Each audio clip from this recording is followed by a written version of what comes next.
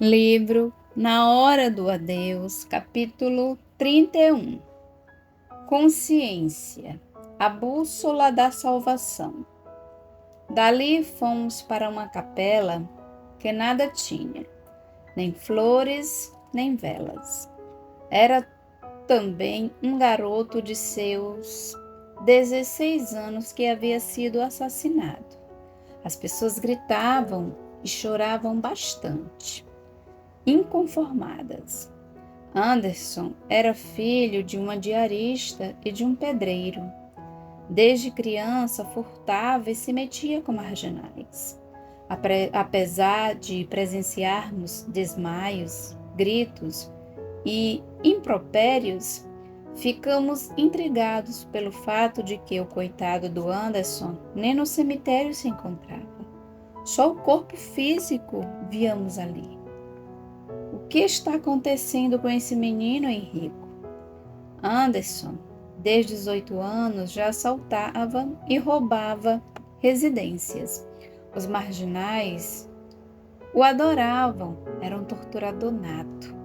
A família, modesta, mas honesta, não se conformava com o seu procedimento, chegando a mãe a levá-lo à polícia, pedindo que o prendesse. Mas Anderson era tinhoso e sempre se livrava por ser menor. Mas era bem adulto para estrupar crianças, jovens, senhoras, enfim. Ele era terrível. Mas o seu dia chegou. Tentando assaltar um banco junto a outros companheiros, foi detido pela polícia. Reagiu e foi morto. Os jovens atacaram por ele ser menor, mas ninguém procurou saber o que ele havia feito. No dia do assalto, estava disposto a matar muita gente. Muitas vezes atirou rindo. Gostava de matar. Henrico, como pode um filho de Deus causar tanto mal a outrem? Olhe bem o corpo físico de Anderson. Podemos contestar que o tóxico era o instrumento para todos os seus crimes. Observei aquele corpo de carne pendurado de balas e, por mais que buscasse o espírito, não conseguia vê-lo. O ambiente da capela era terrível. Os ditos amigos, entre aspas, da família falavam horrores do jovem. Avó, tia, madrinha, mãe e pai, todos se desesperavam de dor. Henrico convidou-nos a irmos em busca de Anderson. Por mais que andássemos, não o encontrávamos. Parecia que ele ia ficando mais distante à medida que a nossa curiosidade se aguçava. Nisso, Henrico mostrou-nos um lugar repleto de lixo, enfim, detritos ali jogados, mas que os espíritos trevosos transformaram em um novo esconderijo. Perguntei: como pode, Henrico, o Anderson ter aprontado bem mais do que o Alessandro e está aqui, longe do seu corpo físico? Como ele conseguiu sair do corpo de carne? Cada caso é um caso. Alessandro plasmou na sua casa mental a hora do acidente. Esse, o motivo da sua prisão no corpo de carne. Anderson sofreu uma desencarnação violenta e foi expulso do corpo cravejado de balas. Ao ser expulso pelo impacto da violência contra seu corpo, seu espírito apavorado procurou correr do confronto com a polícia. Só que ele não esperava os seus algozes e estes, como se estivessem há muito tempo em uma tocaia, o aprisionaram e agora Anderson sofre nas mãos daqueles que ele torturou, que tirou suas vidas físicas e que os delatou para os colegas. São as suas vítimas que os buscam sem parar e que agora o encontraram. Era espantoso o quadro. O espírito de Anderson, se podemos chamar de perispírito, se encontrava deformado, como aquelas cicatrizes que ficam nas pessoas queimadas. E se não bastasse as queimaduras, ainda as vítimas enlouquecidas de ódio vingavam-se de Anderson. O que podemos fazer por ele? Nada. Pamela falou em rir. Anderson plantou espinhos no seu caminho e agora será obrigado a caminhar por eles. Henrico, mas ninguém poderá ajudá-lo? Não. Só o arrependimento do seu espírito e o grito de socorro. E por que ele não o faz? Anderson jamais pensou em Deus. Era um jovem musculoso, bonito, tinha dinheiro à vontade. Sua profissão era matar e roubar, e mais nada. Procurou saber da vida. Agora, aqueles que ele torturou, matou, estrupou, repletos de ódio, o torturam também. Eu vou tentar fazer algo, disse Plácido. Não, nada tente, alertou Henrico. A oração agora seria o mesmo que acender uma lanterna, e os verdugos nos viam. São os abutres com a presa e ninguém tem o poder de contê-los. E o coitado do Anderson, que será dele?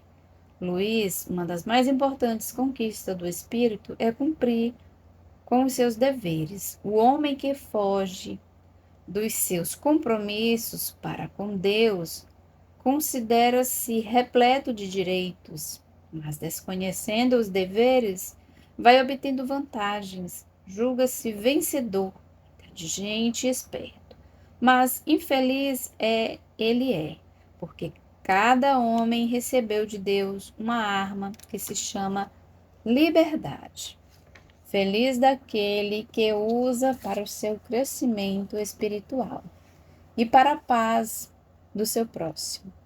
Agora, o ser que se julga com o direito de matar sonhos e destruir vidas físicas terá de ser julgado, não por Deus, nem por Jesus e Maria, mas pelo reino de sua majestade, que cada homem carrega na consciência.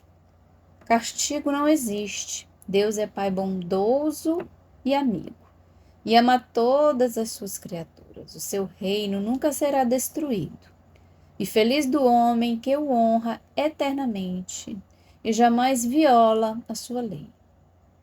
Anderson não só profanou sua consciência, como jamais procurou o presente de Deus, a bússola da salvação. A consciência ninguém tem o direito de destruir, e o homem que tira o sossego do seu próximo, assaltando, matando, torturando, um dia terá o ranger de dentes. Anderson agora está diante de uma triste realidade.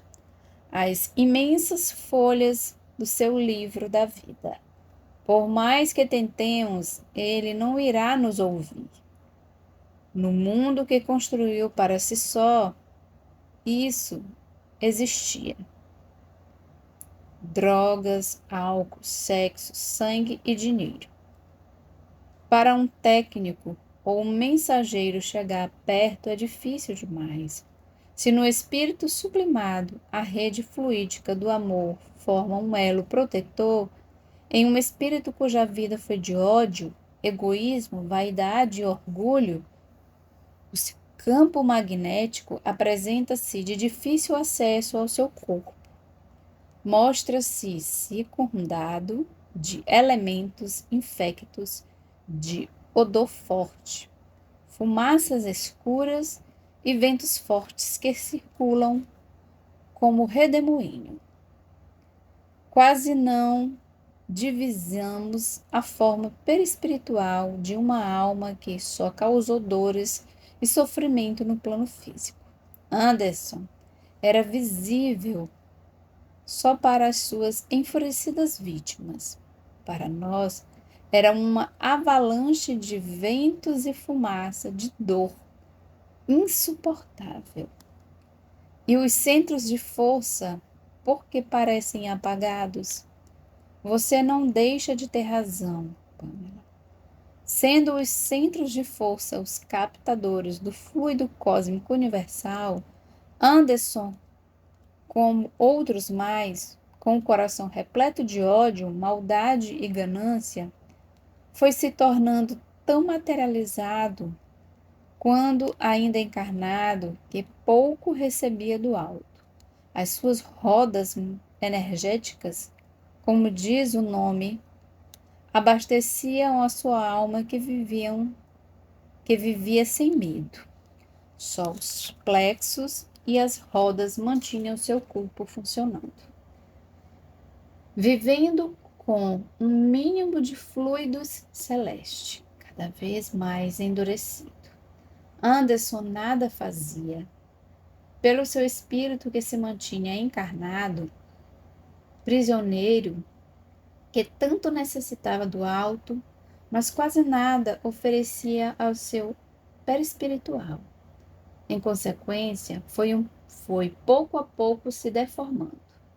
O ódio é tanto nessas almas que elas vivem quase totalmente dos fluidos e energias do plano físico.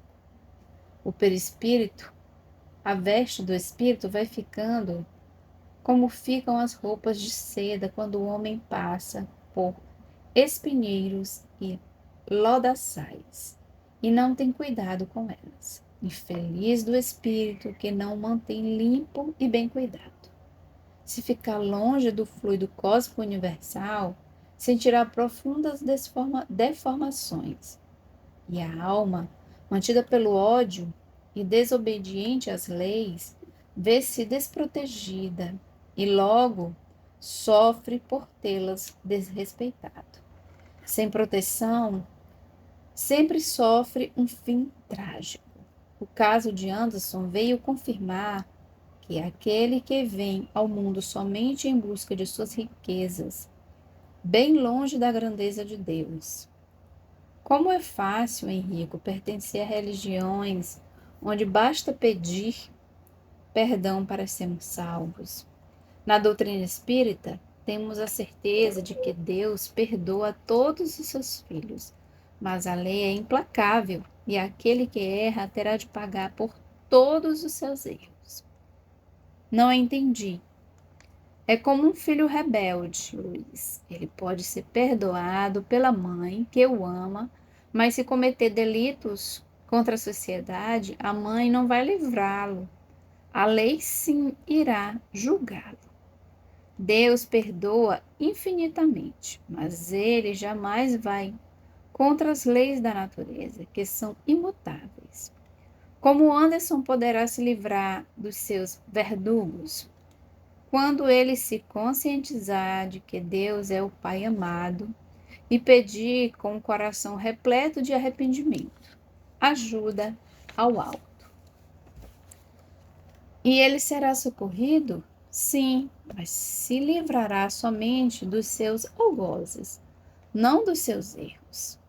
Calei-me refletindo. Como pode o homem julgar que é dono do seu destino? Será que pensa poder desarrumar a casa de Deus, mudar os planos que ele destinou para cada um de seus filhos e não sofrer as consequências de seus atos? É ser muito ignorante das coisas do alto. Pamela tem razão quando diz que no dia em que todos os filhos de Deus buscarem o remédio divino para os seus espíritos, a terra será renovada. Henrico, o Anderson irá sofrer muito, não é? Não sabemos, porque a cada um basta a sua própria consciência. Olhamos aquela bola de fumaça e enxofre sendo levada por espíritos deformados pelo ódio da vingança. Dali voltamos para a capela. O corpo, cravejado de balas, era apenas um amontoado de carne. O espírito, sua inteligência, sua força, dali distante colhia o que semeara. Assim é a lei. Muitos culparam a polícia. Gozado. O homem tem sempre de culpar alguém. Quando o assaltante adentra o seu lar, os policiais são os primeiros a serem chamados, mas quando estes se defendem, são atacados pela sociedade. Bom seria que todos fossem irmãos e que no mundo não existisse violência, só o amor perfumasse a todos. Olhei o campo da saudade e a estação da morte, a estação do adeus, e pedi ao Senhor que ajude a todos aqueles que pregam o amor e o evangelho, e que estes se conscientizem de que todas as religiões devem pregar o amor e o respeito, jamais ferindo umas às outras, porque assim não serão templos divinos, sim casas de pedras. Henrico, quando iniciei este livro, julgava que só falar sobre o proceder nas capelas. E já contei tantas coisas. Luiz, se os espíritos lessem mais as obras básicas, a doutrina seria melhor compreendida. Em O Livro dos Espíritos, temos a questão 838. Será respeitável toda e qualquer crença, ainda quando notoriamente falsa. Toda crença é respeitável, quando sincera e conducente à prática do bem. Condenáveis são as crenças que conduzam ao mal. Porque o irmão lembrou-me agora de O Livro dos Espíritos, se estamos falando do desencarne de Anderson. Porque, irmão, nós comentávamos sobre as crenças, onde basta pedir perdão a uma esponja e uma esponja apaga todos os seus erros. Fiquei calado.